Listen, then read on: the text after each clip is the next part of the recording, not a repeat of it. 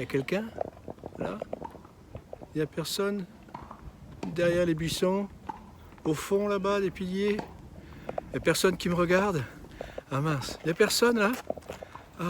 Dommage, j'aurais aimé qu'on me regarde. Ah non. Alors non, ne me regardez pas. Moi, le regard de l'autre sur moi, ça me bloque, ça m'inhibe. Je suis bloqué avec mon corps, mes émotions. Et certains, on aime bien être regardé, on aime bien. Vous avez compris, les amis. Bienvenue ici et maintenant dans la capsule UPA. Pourquoi le regard de l'autre a un impact si puissant sur nous et pourquoi on peut être dépendant de ce regard de l'autre sur nous-mêmes et de quelle façon il peut nous affecter. C'est ce dont on parle aujourd'hui dans la capsule UPA, alors bienvenue.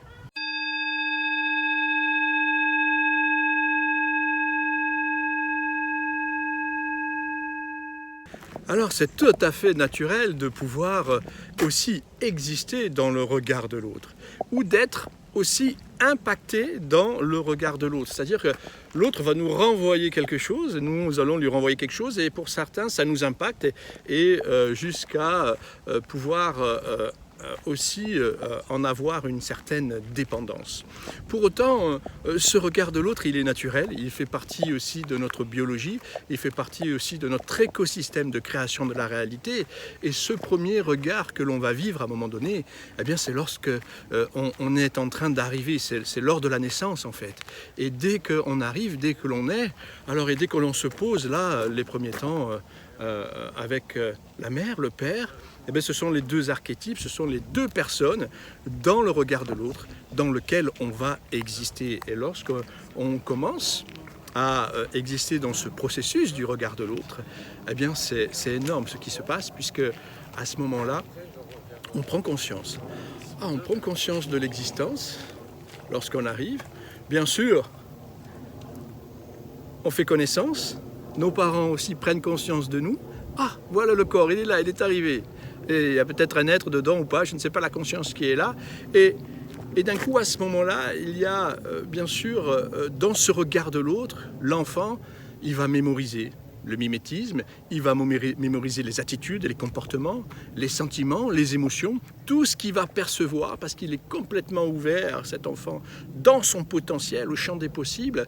Il est là ouvert et ce qui se passe, c'est qu'il va mémoriser, et en plus de ça, il va mémoriser les conditionnements, les patterns, il va mémoriser aussi les émotions, ce qui se joue aussi au sein de la famille, il va mémoriser aussi ses premières blessures, il va mémoriser ses premiers états de peur, et aussi il va prendre conscience, en tout cas, de comment ça se passe ici et maintenant sur cette terre, là, aujourd'hui, lorsqu'on arrive, d'un processus de reconnaissance et de séparation, en fait. De séparation, pourquoi?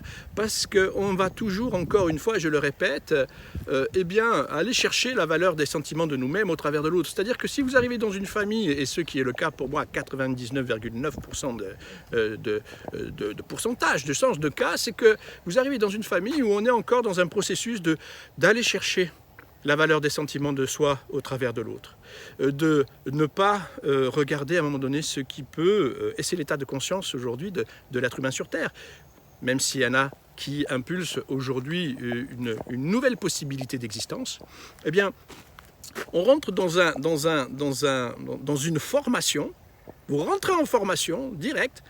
Et c'est comme si vous étiez dans un cours, c'est la grande cour, vous êtes dans le grand amphithéâtre, et sur scène, vous allez voir tout ce qui se joue, et vous allez mémoriser que sur Terre, eh bien, l'être humain, il fonctionne ainsi, il va chercher la valeur des sentiments de lui-même au travers de l'autre. Pourquoi? Parce qu'il se sent séparé, il se sent divisé, il a des états de peur, et il a des blessures, et c'est le fonctionnement, et il a créé des conditionnements et des attitudes et comportements qui vont lui permettre de survivre sur cette planète au sein de ses relations. Et l'enfant, quand il arrive, eh bien, il est impacté dans le regard de l'autre. Et ça l'impacte son regard et tout simplement il rentre déjà dans un mode de fonctionnement, on pourrait dire, pour celui qui ne vit plus cet état de séparation. Ça ne veut pas dire qu'à un moment donné, quand je dis ne vit plus cet état de séparation, c'est il ne vit plus dans la dépendance de l'extérieur, donc de l'autre, à propos de lui-même. Parce que quoi qu'il en soit, si mon boulanger il fait pas la baguette, j'ai pas de baguette. Quelque part, je pourrais dire je suis dépendant de mon boulanger. S'il a plus de baguette aujourd'hui, je n'ai pas de pain. Vous voyez ce que je veux dire? Mais je parle de cette dépendance de l'esprit, de l'émotion et de la réalisation de soi, de la valeur, de l'estime de soi-même. Et ce qui se passe, c'est que on est dans un système aujourd'hui sur Terre où quand l'enfant il arrive, il est impacté dans le regard de l'autre, bien sûr, et lui-même il est impacté dans son propre regard de la vie parce qu'il rentre en formation et il est formé, il est formaté, il est préformaté à intégrer un système où l'être humain se sent divisé, se sent séparé de son potentiel, de sa force, où il se sent illégitime, incapable, un manque d'estime de valeur de lui-même, l'estime de valeur de lui-même, hein. Il n'y a pas une bonne estime de la valeur de soi, un manque d'estime de soi, donc automatiquement de respect, automatiquement d'intégrité avec soi. Salut! Ça va ou quoi? Très bien. Et aussi, quelque part, s'il y a un manque de respect et d'intégrité avec soi, eh bien, un manque de dignité dans ses relations aussi et dans la relation avec lui-même, puisque lui-même, il va rentrer dans un processus où il va être séparé. Voilà, les amis, pourquoi le regard de l'autre aussi nous impacte. Bien sûr, on peut le développer. Il nous faudrait peut-être une conférence de 2-3 heures pour ensuite rentrer dans les couches des relations. À ce moment-là, quand je suis face au public, ça m'inhibe, je suis bloqué avec les émotions, j'ose pas parler, ceci, cela. Donc oui, alors là, après, ce sont des, on va dire, les sous-couches par rapport au conditionnement, aux blessures, et ceci, et cela, et voilà.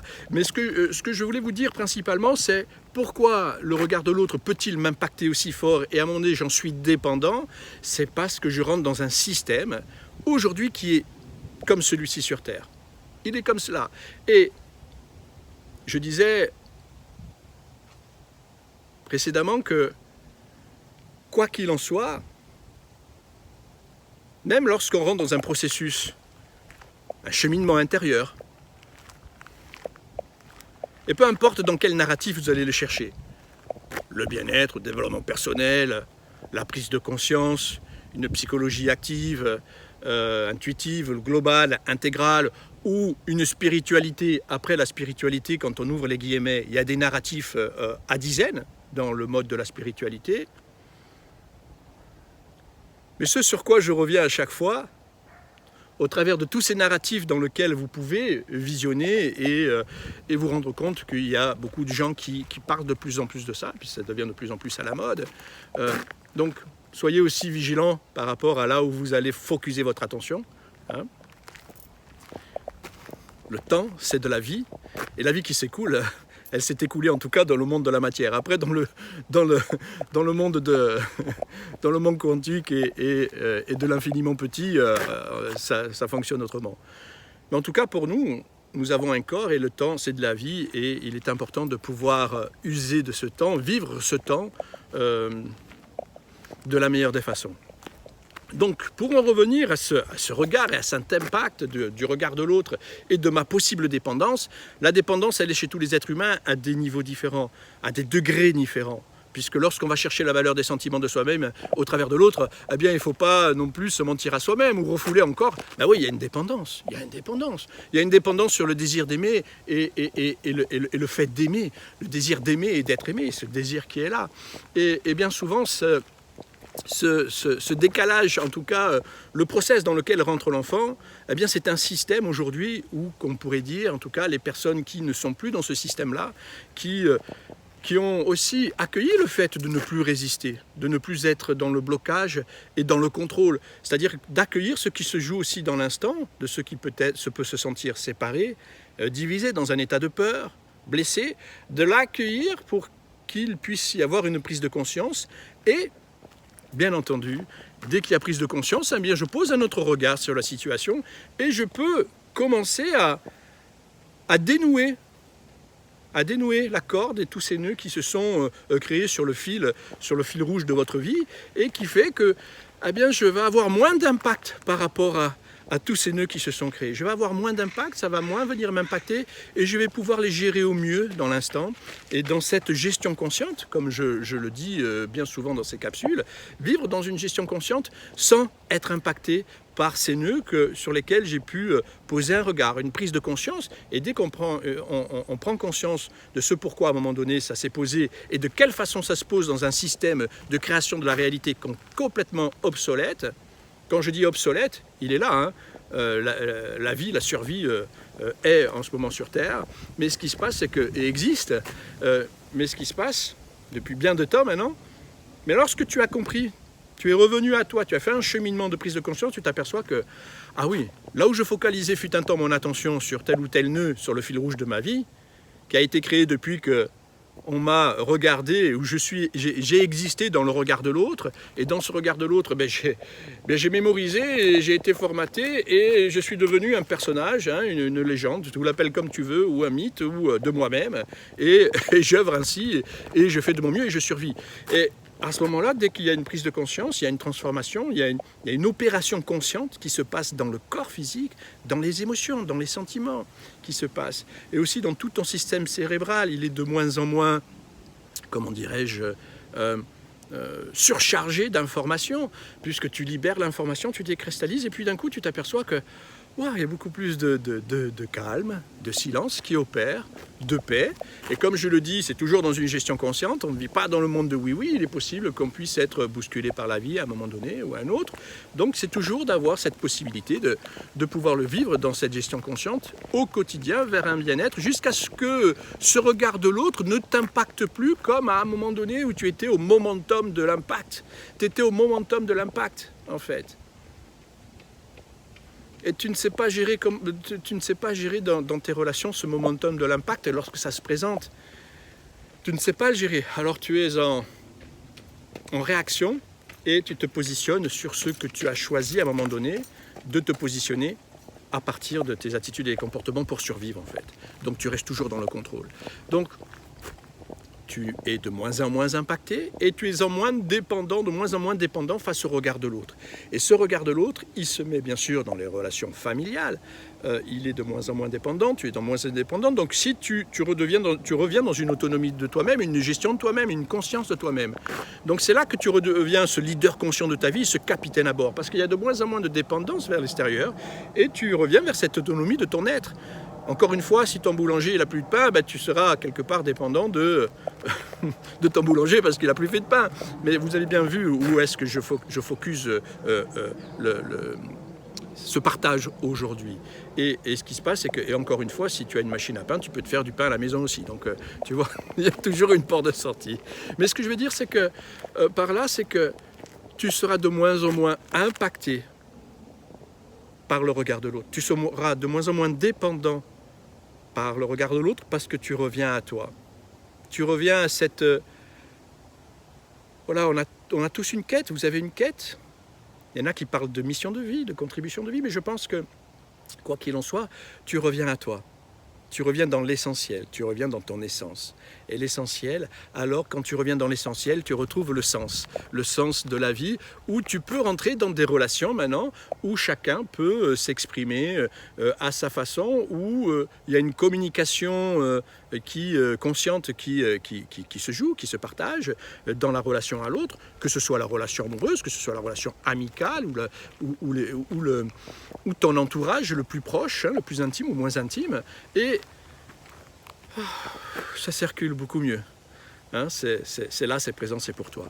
Donc, on en revient toujours au le regard de l'autre qui m'impacte et cette dépendance. Ah bien là, tu es de moins en moins dépendant de l'extérieur. Parce que tu es revenu visiter ces parties de toi qui, à un moment donné, étaient dans le doute, étaient séparées, et étaient divisées, blessées émotionnellement, et au niveau des sentiments, mais au niveau de la structure, de la globalité, de l'intégralité de ton être. Et tu redeviens de plus en plus souverain, et dans ce libre arbitre de pouvoir te positionner, et de la meilleure des façons pour toi. Et bien souvent, vous savez, dans les relations, et surtout dans les relations amoureuses, il y en a qui oublient leurs besoins fondamentaux, parce que lorsque tu es de moins en moins dépendant de cet extérieur, donc de l'autre, du système. Hein. Tu n'es plus dans le positionnement victime, tu es de plus en plus responsable et tu vas te réaliser à partir, c'est génial parce que tu vas te redécouvrir. Tu te redécouvres dans l'instant, c'est comme une renaissance en fait, hein, pour mettre un mot. Et cette vie qui est puissante, qui nous entoure, et elle te traverse de plus en plus parce que tu peux l'accueillir de plus en plus, tout en étant vulnérable parce que tu es ouvert.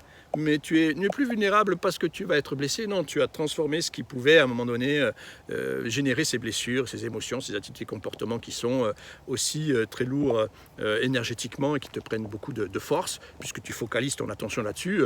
Au lieu de pouvoir tu focalises ton attention sur les besoins fondamentaux de l'autre pour lui donner quelque chose, pour recevoir un retour. Alors que là, tu reviens à toi tout simplement, à tes propres besoins fondamentaux. Parce que ce que je voulais dire, c'est que dans les relations, bien souvent, quand on est dans des relations de dépendance, et je disais que c'est toujours d'un côté ou d'un autre, on dépense de l'énergie aussi pour nourrir les besoins de l'autre. Donc on est encore en train de jouer des personnages pour nourrir les besoins de l'autre. Et bien souvent, au-delà de nourrir les besoins de l'autre, on nourrit les besoins de la situation, de la relation, pour que la relation puisse continuer à exister. Parce que dans cette relation-là, dans cette séquence de film-là, moi-même j'existe. Moi-même j'existe, et quand j'existe, alors j'existe avec tous les personnages, et là je suis dans ce à quoi j'ai fondé ma personnalité depuis le premier regard de l'autre, hein, dans lequel j'ai existé, les fondements de mes conditionnements, et à ce moment-là je suis dans un hyper-contrôle, et donc tout ça disparaît à un moment donné parce que tu reviens à toi-même, tu reviens à toi. Hein, c'est revenir à soi, conscience de soi, et soit conscience en mouvement, hein, soit cette conscience que tu es en mouvement de la meilleure des façons. Voilà les amis ce que je pourrais dire par rapport aujourd'hui, partager avec vous.